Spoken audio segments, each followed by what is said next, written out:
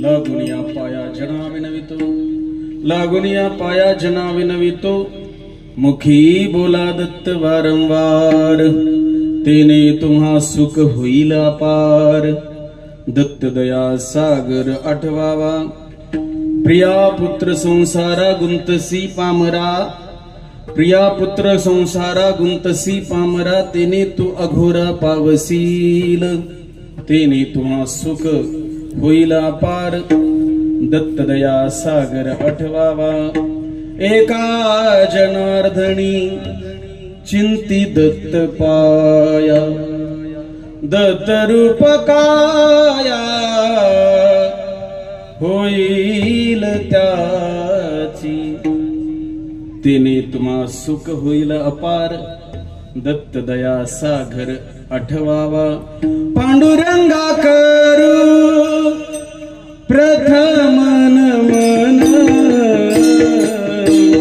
पांडुरंगा करू प्रथम नमन, पांडुरंगा प्रथम नमन,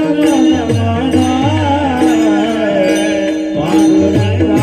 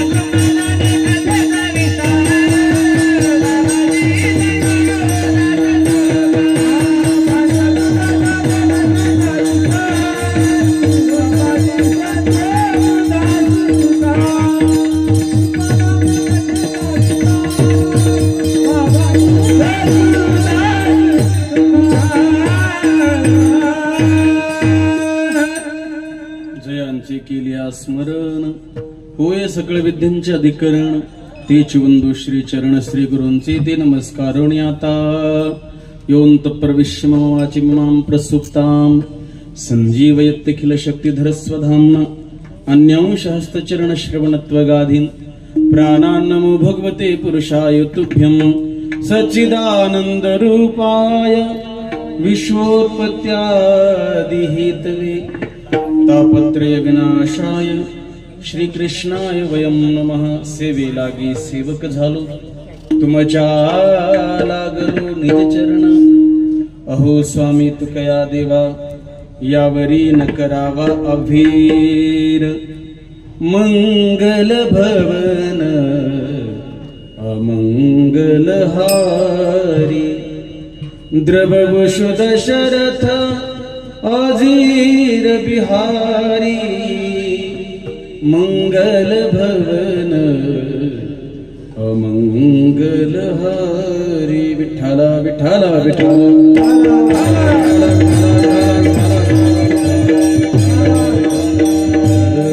लागोनिया पाया जना विनवितो, लागोनिया पाया जना विनवितो, मुखी बोला दत्त वारंवार, तेने तुम्हा सुख होईल अपार, दत्त दया सागर आठवावा. प्रस्तुत प्रसंगी कीर्तन रूपी शिवेकरिता निवडलेला अभंग शांतीप्रभा पैठण निवासी एकनाथ महाराजांचा 4 चरणाचा उत्कृष्ट असा अभंग असून, महाराज या अभंगाच्या माध्यमातून काय साधना करावी लागते आणि साधना केल्यानंतर जीवनात काय फळ प्राप्त होतं याचं चिंतन करणारा गोड असा अभंग कीर्तन सेवेकरिता निवडलेला आहे. आज या मळ्यामध्ये ओतूर या गावी आमचे सर्वांचे आधार स्तंभ असणारे सर्व वारकरी मंडळींचा आधारस्थान आमचे गाडवे साहेबांच्या या मळ्यामध्ये भगवान श्री दत्तात्रय महाराजांच्या जन्म उत्सवाच्या निमित्ताने चालत असलेला हा भव्य दिव्य श्रीमद भागवत कथा ज्ञानयज्ञ सोहळा आणि कीर्तन महोत्सव. विठाला विठाला विठाला.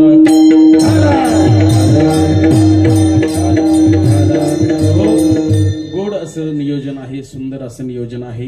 गेल्या अनेक वर्षापासून भगवान श्री दत्तात्रय महाराजांचा जन्म उत्सव या ठिकाणी संपन्न होत असतो आणि मला असं वाटतं की दत्तात्रय भगवंताचाच महाराज अनमोल असा आशीर्वाद आमच्या साहेबावरती आणि सर्व कुटुंबावरती आहे आणि दत्त महाराजांच्या आशीर्वादामुळेच हे भव्य दिव्य स्वरूप जे प्राप्त झालेलं आहे हे ज्ञानोबराय तुकोबराय आणि दत्त महाराजांचा आशीर्वाद आहे. आणि त्या योगाने हा चालत असलेला हा अखंड हरिनाम सप्ताह तथा संगीतमय श्रीमद भागवत कथा आणि त्या योग्य आजचं हे 10 ते 12 जन्म उत्सवाचं कीर्तन सोहळा आहे. आणि मला असं वाटतं की लक्ष्मी दिवसेंदिवस वाढत चाललेली आहे. मग तुम्ही म्हणाल लक्ष्मी वाढत चालली, जगामध्ये साहेबांपेक्षा खूप श्रीमंत माणसं असतील जगामध्ये. मी असं म्हणत नाही की श्रीमंत नाहीयेत, पण श्रीमंत असून उपयोग नाही. त्या श्रीमंतीच्या पाठीमागे अंतःकरणामध्ये ज्ञानोबरायच्या भाषेमध्ये बोलायचं झालं तर एक 2-4 गोष्टी फार महत्वाच्या आहेत. कोणत्या कोणत्या? जेत जेत संपत्ती आणि दया, दोन्ही वसती आली एके ठाया, ते जान धनंजया विभूती माझी. म्हणजे जिथे संपत्ती आहे आणि त्या संपत्तीच्या पाठीमागे दया आहे त्या ठिकाणी परमात्मा म्हणतात मी वास्तव्य करतो. विठाला विठाला.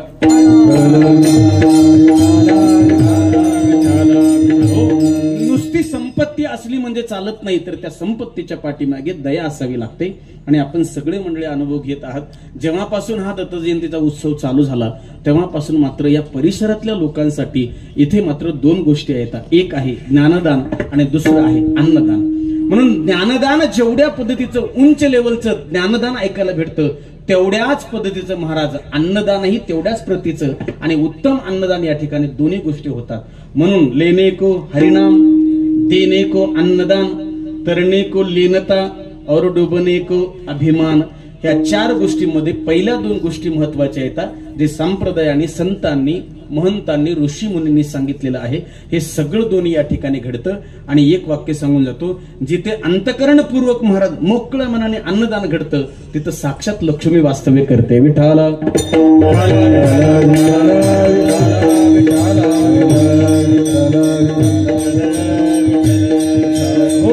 आणि असा हा भव्य दिव्य चालत असलेला अखंड हरिनाम सप्ताह हरिभक्तीपरायण आदरणीय रामायणाचार्य रामरावजी महाराज ढोक व पांडुरंगांच्या कृपेने थोर साधू संतांच्या आशीर्वादाने हरिभक्तीपरायण आदरणीय तुळशीराम महाराज सरकटे, हरिभक्तीपरायण आदरणीय तुकाराम महाराज ढोमसे, हरिभक्तीपरायण आदरणीय माझे जीवलग मित्र महाराष्ट्रातले गान कोकिळा विष्णू महाराज साठे, हरिभक्तीपरायण आदरणीय निती महाराज हडवळे या सर्व मंडळींच्या प्रेरणेने हा चालत असलेला सप्ताह आणि वरच्या दिवसेंदिवस या सप्ताहाचं वैभव, दिवसेंदिवस या सप्ताहाचं नाव आणि दिवसेंदिवस या सप्ताहातला अनुभव आनंद मात्र वरच्या वरी वाढत चाललेला आहे. असाच आनंद वाढत राहावा अशी मी दत्त महाराजांच्या चरणी प्रार्थना करतो. आणि या सेवेकरिता आपण मला घरचेच महाराज म्हणून, आपण घरचं लेकरू म्हणून निवडलं हे माझं भाग्य आहे. सेवा करण्यासाठी आपण संधी दिली त्याची दुसरं आनंद आहे. आणि या दत्त महाराजांच्या जन्म उत्सवाच्या निमित्ताने निवडलेला अभंग श्रीमंत श्री शांतीब्रह्म पैठण निवासी एकनाथ महाराजांचा गोड असा अभंग आपल्या पुढे म्हणून दाखवलेला आहे. महाराजांचा अभंग गोड आहे. सर्व साधू संतांमध्ये प्रत्येक संताकडे एक आगळं वेगळं वैशिष्ट्य होतं महाराज. प्रत्येक संतांकडे वारकरी संप्रदायामध्ये प्रत्येक जाती धर्मामध्ये एक एक संत जन्माला आले. सोनार म्हटलं की कोण? नरहरी सोनार. मराठा समाज म्हटलं की जगद्गुरु श्रीमंत श्री तुकाराम महाराज. अजून कोणता समाज म्हटलं की चोखोबाराय. ह्या सगळ्या जाती धर्मामध्ये संत जन्माला आले, ह्या सगळ्या संतांना एकत्रित केलं आणि मेळविली मांदी वैष्णवांची सगळ्यांना एकत्रित केलं आणि संतांनी एक नारा दिला. कोणचा नारा दिला? जे समाजामध्ये भेदभाव होता, उंच नीचपणा होता, श्रीमंत गरिबामध्ये जी दरी होती, ही दरी मोडून काढायचं काम जर सर्वात पहिले जर कोणी केलं असेल ते यारे यारे लहान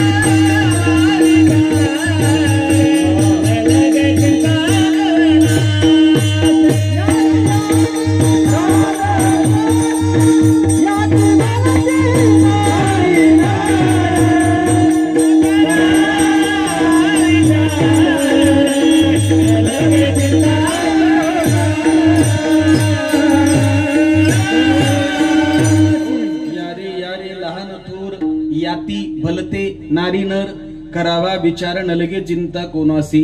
सगळ्यांना हाक दिली, एक नारा दिला, सगळ्यांनी या आणि एकत्रित येऊन काय करायचं आहे तर आपण ज्याच्यासाठी जन्माला आलो त्या ईश्वर प्राप्ती करता सगळ्यांनी एकत्रित आलं पाहिजे. उंच नीच दरी संपवली पाहिजे, जातीभेद हा संपला पाहिजे, याच्या करता संतांनी एकत्रित केलं. पण एकत्रित करीत असताना संत झिजले. मात्र नीट लक्ष करा, काय झालं? संत स्वतः झिजले महाराज.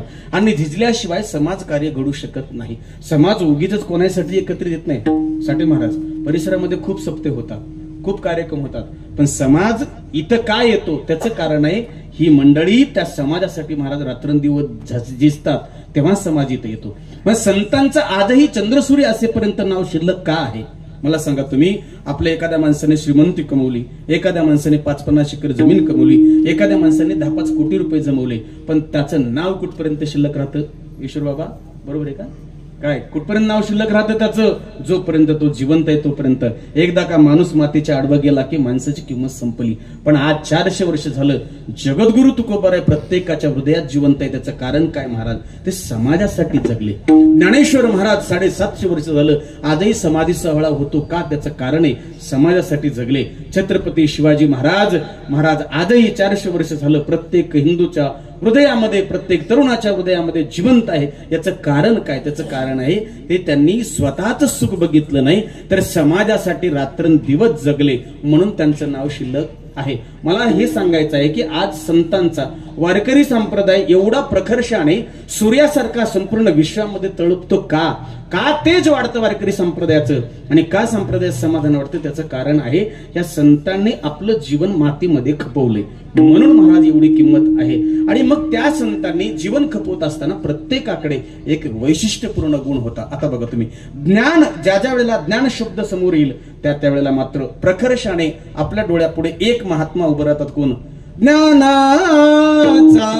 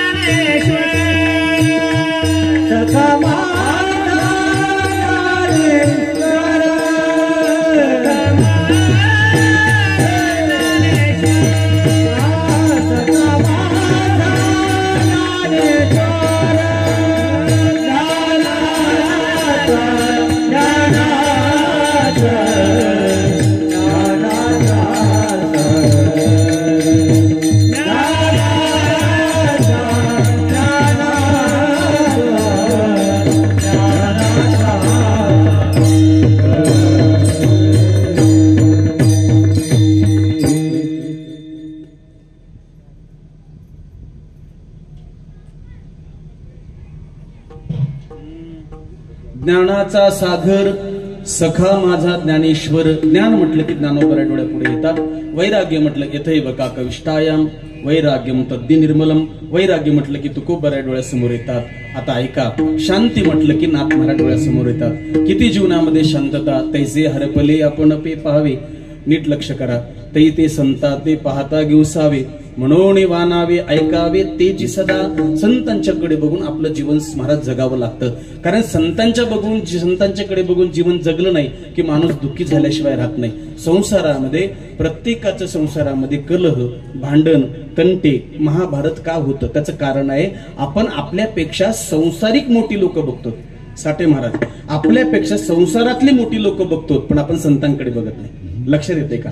आपल्यापेक्षा संसारात यशस्वी झालेली माणसं आपण बघतो पण संतांचं जीवन बघत नाही. आणि ज्ञानेश्वरी व्यवहारातली लोक बघायला सांगत नाही तर संतांकडे बघायला सांगते.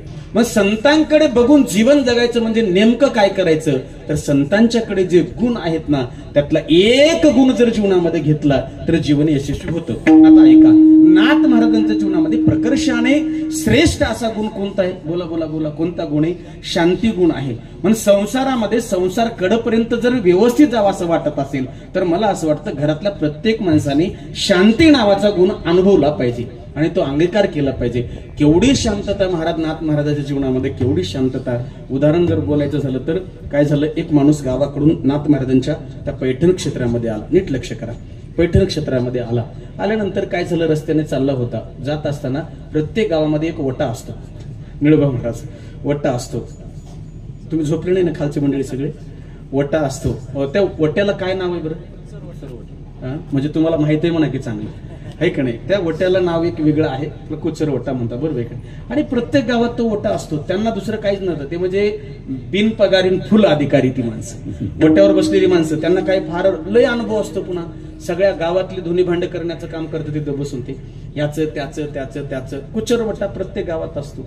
तो माणूस आला, त्या वट्यापासून निघाला. 10-5 मंडळी बसलेलेच होते, अनुभवी संसारातली, गावातले सगळे अनुभव सांगणारे बसलेलेच होते. बसल्यानंतर सहज नवीन माणूस दिसला. नवीन माणूस दिसल्यानंतर त्याने विचारलं, का रे, काय, कुठून आला? आमक्या गावावरून. कुठे चालला? म्हणजे इकडे चाललो. कुठं जायचं नाही मला, पैठणला चाललो. कशा करता? म्हणले काहीच नाही, मला 200 रुपयाची गरज आहे. किती रुपयाची? 200 रुपयाची गरज आहे. बरोबर, 200 पाहिजे का? ठीक आहे. म्हणजे तुला 200 रुपये आम्ही देतो पण तुला त्याच्या बदल्यामध्ये आमचं एक काम करावं लागेल. त्यांनी सांगितलं, काय काम करावं लागेल? काहीच नाही. म्हटलं एक काम कर, तुला 200 रुपये देणार पण त्याच्या बदल्यामध्ये आमचं एक काम करायचं. म्हटले कोणतं काम करायचं? एक काम करायचं म्हणले आमच्या गावात एकनाथ म्हणून एक ग्रस्त आहे. कोण आहे? एकनाथ. आपण तरी एकनाथ म्हणतो, ते तर नाथ्याच म्हणत होते सरळ. कारण गावातली लोक बहुतांशी सगळ्याला किंमत देत नाही. म्हणजे एकनाथ आमच्या गावात आहे. म्हटले मग त्याची जगभर प्रसिद्धी आहे की ते शांत आहे, म्हणून तुला 200 पाहिजेत असले तर 200 देतो. फक्त एक काम कर, नाथ महाराजाला फक्त राग आला पाहिजे एवढं काहीतरी कर. आता त्या काळातले साहेब 200 रुपये म्हणजे नाथ महाराजांच्या काळामध्ये आता किती वर्ष झाली निळोबा महाराज? 400 कसं? 400 कसं? ज्ञानोबारायांच्या आधीपासूनचे, ज्ञानोबारायांच्या नंतरच्या काळामध्ये म्हणजे जवळपास 600-650 वर्षाचा काळ. 650-600 वर्षापूर्वी जर 200 रुपये तर आजची किंमत किती होईल? त्या 200ची आजची किंमत किती होईल? आता तुम्ही घरी गेल्यावर हिशोब करा, मला ते काही लक्षात येणार नाही. आता त्या काळातले 200 रुपये मी तुम्हाला 200 रुपये तुला देतो आम्ही, नाथ महाराजाला राग आणून दाखवतो. मला बापरे 200 रुपयात राग आणणं काय फार अवघड आहे का महाराज? राग आणणं फार अवघड आहे का? काय केलं महाराज? काय करावं? काही केलं नाही इकडे तिकडं. तो म्हणला बस.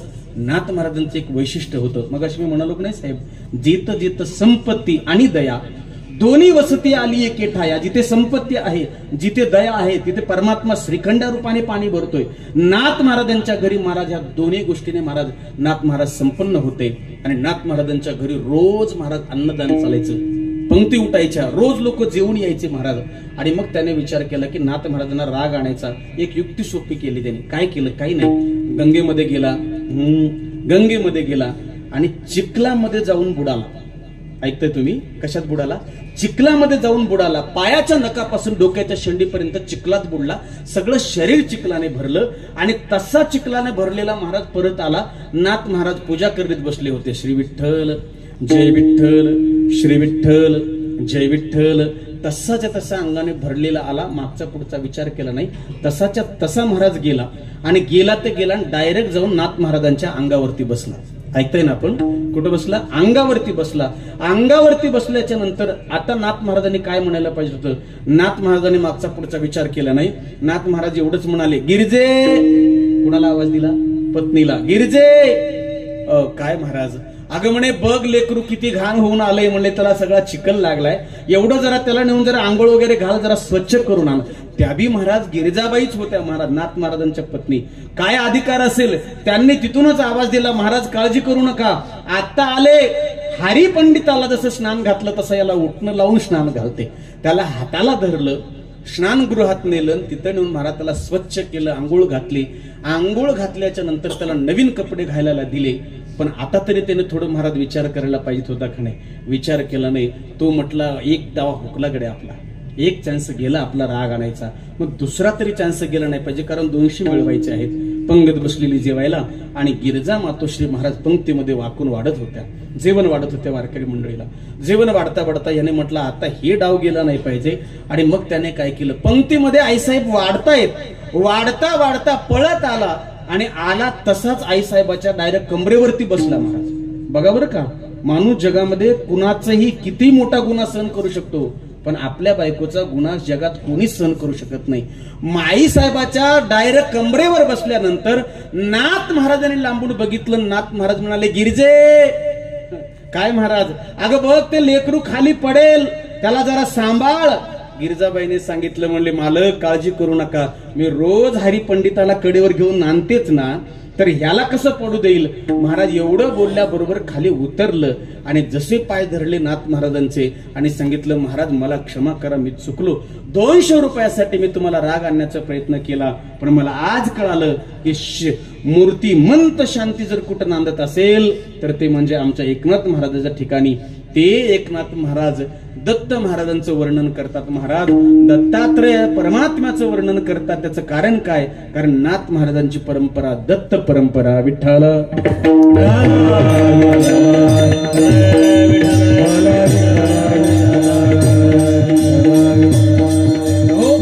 महाराज दत्त महाराजांचं वर्णन काय करतात? त्याचं कारण असं आहे की दत्त महाराज नेमकं कोण आहेत? महाराज ही अवलिया साधू आहेत. दत्तात्रय परमात्म्याचा अवतार कुठे झाला? अत्रि आणि अनुसयाच्या पोटी झाला. अत्रींना 3 अपत्य होते. विठ्ठल विठ्ठल विठ्ठल. एक दुर्वास, 2 चंद्र आणि 3 दत्तात्रय भगवान. हे अत्रि अनुसयाच्या 3 मुलं आहेत. दत्तात्रय भगवंताबद्दल बोलायचं झालं तर दत्तात्रय भगवंताकडे काही वैशिष्ट्यपूर्ण गोष्टी आहेत. एक आहे गाय, दुसरी आहेत कुत्रे, 3 आहे त्रिशूळ, 4थी गोष्ट आहे भस्म, 5वी गोष्ट आहे रुद्राक्षाच्या माळा. ह्या सगळ्या गोष्टी दत्तात्रय महाराजांच्या जवळ आहेत. ह्या प्रत्येक गोष्टीचं एक आगळं वेगळं महत्व आहे. भगवान श्री दत्तात्रय महाराज विभूती लावतात. अंगी चर्चिली विभूती. काय आहे? भगवंताच्या अंगाला विभूती लावलेली आहे. का विभूती लावली? परमात्म्याने येणाऱ्या अनुयायांना, परमात्म्याने येणाऱ्या भक्तांना सांगितलं की बघा रे बाबांनो, काय मी अंगाला विभूती याच्यासाठी लावली, एक ना एक दिवस हे शरीर हे विभूती आणि राख होणार आहे, म्हणून ती लक्षात ठेवा. देहाचा अभिमान न बाळगताना परमार्था करता दिलेला देह हा परमार्था करता वापरा, याचा अभिमान धरू नका, हे सांगायचं आहे.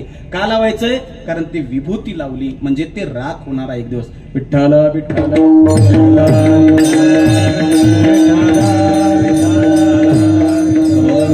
गळामध्ये रुद्राक्षाच्या माळा आहेत, हातामध्ये त्रिशूळ आहे. त्रिशूळ काय सांगतं आपल्याला?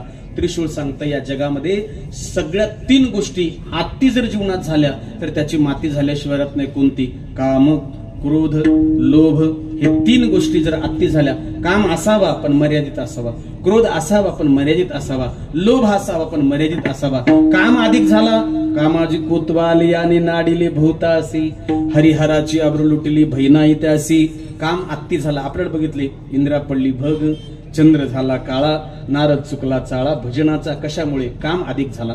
क्रोध अधिक झाला, दुर्वासाप्रमाणे त्याची अवस्था वाईट होते, सुदर्शन चक्र मागं लागलं. चला पुढे. लोभ अधिक झाला तर लोभामध्ये सुद्धा महाराज माणसाचं पतन आहे. भगवान दत्तात्रय हे सांगतात की या 3ही मात्र दोषांना मी जवळ येऊ देत नाही. नवे जो भक्त माझी सेवा करतो या तिन्ही गुणांना मात्र त्याच्या जीवनामध्ये जास्त येऊ देत नाही, हा माझा अधिकार आहे. म्हणजे काम, क्रोध आणि लोभ हे 3 गुण संपवण्याची ताकद कशात आहे तर त्रिशूळामध्ये आहे. विभूती आहे, त्रिशूळ आहे. आता चला पुढे. 4 कुत्री दत्तात्रय महाराजाजवळ आहेत. किती आहेत? इकडे कुत्रे असतील ना जवळपास, पण हे बाकीचे कुत्रे वेगळे, पण दत्तात्रय महाराजांच्या जवळची कुत्रे वेगळी. दत्त महाराजांच्या दारात जे द्वारापायापाशी जे कुत्रे आहेत ना ते कुत्रे म्हणजे 4 वेद आहेत महाराज. कारण भगवान सांगतात तस्मा शास्त्रम प्रमाणंते कार्याकारी व्यवस्थितो. माणसाने जीवन जगत असताना शास्त्र म्हणेल ते सांडावे, जे राज्य ही तृण मानावे. म्हणजे शास्त्राप्रमाणे जीवन जगावं हे ते 4 म्हणजे 4 वेद आहेत आणि वेदाप्रमाणे जीवन जगलं पाहिजे हे त्यातून आपल्याला कळतं. दत्तात्रय भगवंताच्या जवळ काय आहे तर गाय आहे. ती गाय सामान्य नाही तर गाय कोणती आहे तर कामधेनू. भगवंताच्या जवळ कामधेनू आहे. म्हणून जगामध्ये जेवढी भक्त महाराज दत्तात्रय भगवंताची सेवा करतात ह्या सगळ्यांच्या वरती दत्तात्रय महाराजांचा कृपाशीर्वाद आहे आणि त्यांच्या घरी कुठल्याच प्रकारची कमतरता नाही. कारण का कामधेनू जवळ आहे. म्हणून असे जे दत्त भगवान आहे, जर जीवनामध्ये तुम्हाला सुख पाहिजेत असेल, जर जीवनामध्ये सुख मिळवायचं असेल तर त्या भक्ताने काय केलं पाहिजे महाराज अभंगाच्या पहिल्या चरणात सांगतात. लागणे या पाया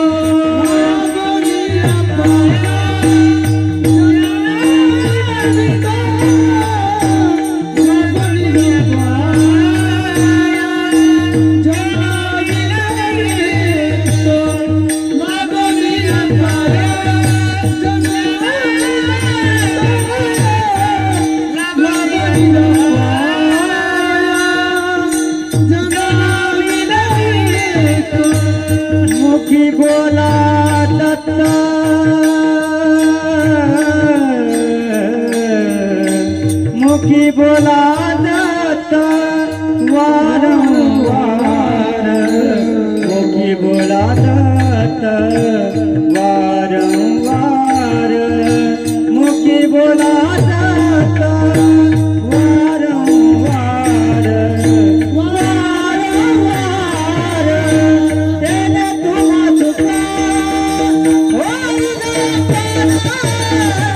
तेने तुमा चुका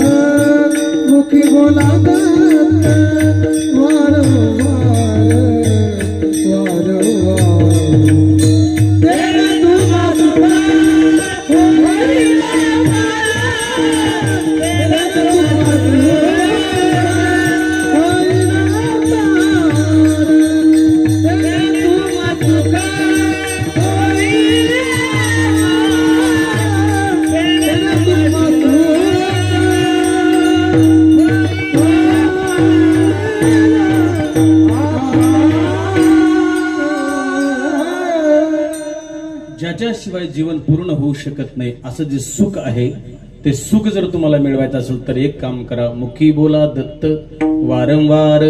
महाराज आग्रहपूर्वक हात जोडून सांगतात, लागुनिया पाया जना विनवितो, मुखी बोला दत्त वारंवार. वारंवार दत्त नामाचा उच्चार करा. दत्ता दिगंबराया हो दयाळा मला भेट जाओ. दत्ता दिगंबराया हो दयाळा मला भेट जाओ. दत्ता दिगंबराया हो दयाळा मला भेट जाओ. दत्ता दिगंबराया हो दयाळा मला भेट जाओ. दत्त दत्त दत्त दत्त ऐसे लागले ध्यान, हरपले मन झाले उन्मन, मितूपणाची झाले बोळबण, एका जनार्दनी श्री दत्त जाण. दत्त दत्त असं म्हणत बसलात की जगातलं सगळं सुख आपल्या पदरात पडतं. म्हणून दत्त या शब्दाचा अर्थ असा आहे की देणारा. दत्त म्हणजे देणारा. आणि म्हणून जेवढे दत्त भगवंताचे उपासक आहेत महाराज त्यांच्या घरी कसल्याही प्रकारचे कमी नाही. म्हणून परमात्मा अंतकरणापासून मोकळ्या मनाने आपल्या भक्ताला देतो. त्याचं नाव आहे दत्त. मग काय करा, मुखी बोला दत्त वारंवार. महाराज 11:30 वाजले पण त्याच्याने काय होईल, तेने तुम्हा सुख होईल अपार. तेने तुम्हा सुख होईल अपार. ज्याच्यासाठी माणसं प्रयत्नपूर्वक महाराज जीवन आपलं मातीमध्ये मिसळतात. कशासाठी? सुखासाठी. ब्रह्मदेवापर्यंत, इंद्रापासून तर ब्रह्मदेवापर्यंत, मुंगीपासून तर इंद्रापर्यंत हे सगळे लोक कशासाठी प्रयत्नात आहेत महाराज मला सांगा. आपण रात्रंदिवस कीर्तन भजन करतो कशासाठी? सुखासाठीच ना. हे सगळा जो व्यापार चालू आहे लोकांचा कशासाठी? सुखासाठी आहे. पण ते सुख फक्त फरक एवढा आहे, आपली सुखाची कल्पना वेगळी आहे आणि संतांची सुखाची कल्पना वेगळी आहे. एक राजस सुख आहे, एक तामस सुख आहे आणि एक महाराज कोणतं सुख आहे? सात्विक सुख आहे. सात्विक सुख कशाला म्हणतात? भगवद्गीतेला विचारा. भगवद्गीतेला विचारा. जे सुख सुरुवातीला दुःखरूप वाटतं, जे सुख सुरुवातीला वाईट वाटतं, जे सुख सुरुवातीला विषाप्रमाणे कठीण असतं पण त्याचा परिणाम मात्र सात्विक होतो अमृतासारखा, त्याला म्हणायचे सात्विक सुख. म्हणजे ते सुख प्रत्येकाची अपेक्षा आहे. सर्व सुखाची या आशा जन्म सर्व सुखाची या आशा जन्म एक मुक्ती नाही गेला. एक मुक्ती नाही गेला. हिंदचा दिशा हिंदचा दिशा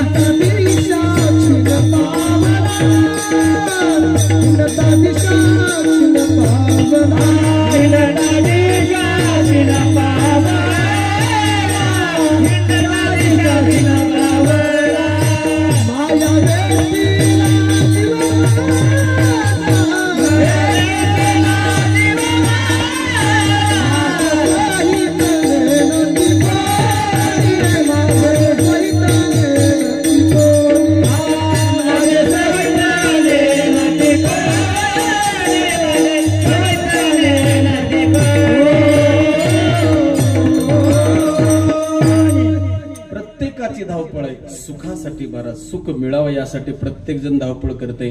फक्त सुखाची वेगळ्या प्रत्येकाची वेगळी वेगळी आहे. संसारिक लोकांचं सुख संपत्ती मिळवण्यामध्ये, योगाचं सुख समाधीमध्ये आणि संतांचं सुख भगवंत मिळवण्यामध्ये, भगवंताच्या प्राप्तीमध्ये आणि साधकाचं सुख कैमी उद्धार पावेन, हे साधकाचं सुख आहे. पण ऐका ना, प्रत्येक जण धावतोय महाराज, प्रत्येक जण पळतोय, थांबायला कोणीच तयार नाही. आणि एक वाक्य सांगू, थांबा म्हणणं हे सुद्धा महाराज मूर्खपणा ठरतो. निळोबा महाराज थांबा, एखाद्याला उपदेश करायला गेलं ना, त्याला जर सांगायचं अरे बाबा थोडं थांब, जरा विसावा घे, थोडं विश्रांती घे, असं जर आपण एखाद्याला म्हणलं तेव्हा लय शहाणा लागून गेला, आम्हाला माहित नाही का तू किती शहाणा आहे, आम्हाला सांगतो काय थांबा आणि तू काय करते. ते असे ते म्हणे साठे महाराज एक चिमणी असे आपल्या खोपीमध्ये बसलेली होती. चिमणी कळते ना, चिमणी काळी भर राहते कावळ्यासारखी आहे का नाही ना, मोठी आहे का नाही गुबडासारखी नाही ना, बारीक राहते चिमणी आपल्या घरट्यामध्ये आपल्या पिल्ल्याला घेऊन बसलेली होती. आणि माकड झाडावर ह्या पान देऊन त्या पान देऊ, त्या पान देऊ, त्या पाने उड्या मारित होतं, इकडून तिकडं धो पाऊस पडत होता. चिमणीनं बघितलं, ते म्हणजे माकड दादा काय ग चिमणी, अरे दादा हात दिया पाव दिया आदमी जैसी काया, अरे तुला देवाने हात दिले रे, पाय दिले, उन्हाळभर ह्या झाडावरून त्या झाडावर त्या फांदीवर उड्या मारतो. राजा एक काम केर, एवढ्या उड्या मारण्यात आयुष्य घालवल्यापेक्षा स्वतःसाठी एक घर बांधलं असतं चांगलं झालं असतं ना रे. आता ते माकड जाणून बुजून ते तिकडं आमच्या तिकडलं असून कुठलं तरी आमचं ते माकडच ते म्हणलं, चिमणे तू आता पहिल्या एसटी धरून तू घरट्यात जातेस का कसं मला सांग. ते म्हणले अरे तसं नाही, पण तुझी बघून दया येते रे, पाऊस पडतोय, तुला थंडी सुटलेली आहे. माकड म्हणला, चिमणे मला सांगायच्या भानगडीत पुढू नको. त्याने ते तिचा खोपा धरला, मोडून फेकून दिला. महाराज क्रोधी अविश्वासी त्यासी बोध कैसा, व्यर्थ आपुली वाचा शनू नाही, कुणाला थांबा म्हणावं नाही. पण मी असं म्हणतो की प्रत्येक माणसाने पुढे जात असताना पुढे जरूर जावं, जरूर पुढे निघावं, पण जात असताना थोडं मागवळूनही बघावं. लक्षात येते माझं बोलणं.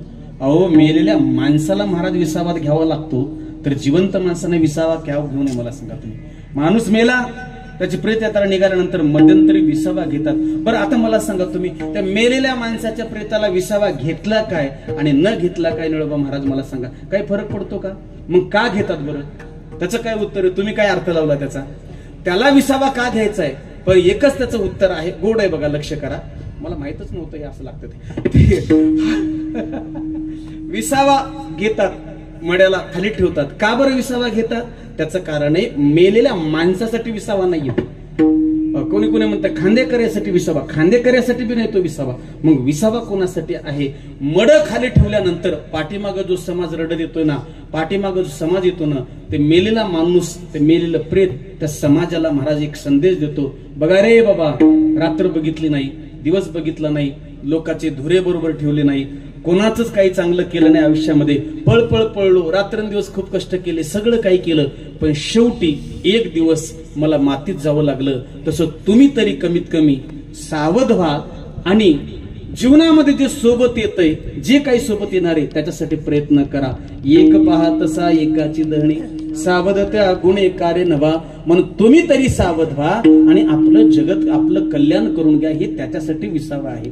म्हणून माणसाने थोडं थांबलं पाहिजे. थोडं 1 मिनिट घेतो आणि दत्त जन्माची आपल्याला कथा सांगायची आहे. 1 मिनिट घेतो. लोकांनी, आपण सगळ्यांनी ऐकलं, ज्ञानोबारायांनी ताटी लावली. माझ्याकडे लक्ष करा, काय लावली? ज्ञानोबारायांनी ताटी लावली. का ताटी लावली ज्ञानोबारायांनी? असं सांगतात लोक प्रथा आहे महाराज समाजामध्ये बोलण्याची. ज्ञानोबाराय मधुकरी मागायला गेले. वा, ज्ञानोबाराय मधुकरी मागायला गेले. लोकांनी ज्ञानोबारायला बघितलं, दरवाजा लावून घेतला. त्याच्यानंतर काय केलं, कोणीतरी झोळीमध्ये थोडंसं पीठ टाकलेलं होतं. ते पीठ विसोबा नावाच्या व्यक्तीने झोळी फाडून टाकली, त्याच्यातलं पीठ जमिनीवरती टाकलं. म्हणे उचलून घेईल, ऐका माझ्याकडे, उचलून घेईल म्हणून ते पीठ मातीमध्ये मिसळलं, पायाने कालवलं. आणि ज्ञानोबाराने हे बघितलं आणि बघितल्यानंतर ज्ञानोबारे आले. महाराज आल्यानंतर पर्णकुटी बंद केली आणि दरवाजा लावून घेतला. ज्ञानोबारा एकांतामध्ये बसले. मुक्ताबाई छोट्याशा जवळ होत्या. मुक्ताबाई जवळ गेल्या. दादा, ए दादा, ज्ञानदादा, अरे उघड ना दरवाजा. आतून आवाज येत नव्हता. ज्ञानदादा, ए दादा, अरे जग रुसलं म्हणून, जगाने त्रास दिला म्हणून आपण नाराज व्हायचं नसतं रे दादा. तुम्ही कोण आहात? तुम्ही विष्णूचे अवतार, महाविष्णूचा अवतार, तुम्ही विष्णूचे अवतार आहात. दुसरी गोष्ट, कोण आहात? योगी पावन मनाचा, साही अपराध जनाचा. दादा तुम्ही कोण आहात? विश्वरागे झाले वन्नी, संती सुखे व्हावे पाणी. दादा तुम्ही रुसून चालत नाही. आणि जर तुम्ही जगत कल्याणाकरता अवतीर्ण झाला असाल आणि तुम्ही जर ताटी लावून बसलात आणि तुम्ही जर रुसून बसलात तर सर्वसामान्य अज्ञानी जीवाने काय करावं बोला. असं कोण बोलतंय नीट लक्ष करा.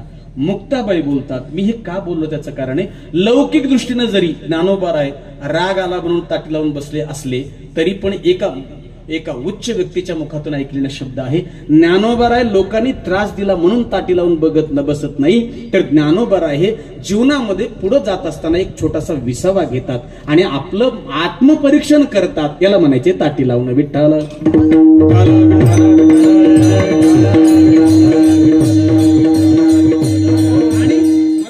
की प्रत्येकाने आत्मपरीक्षण हे केलं पाहिजे. आपलं काय चालू आहे फक्त जगामध्ये दुसऱ्याकडे कोण चुकतं हे बघण्यात आपण व्यस्त आहोत.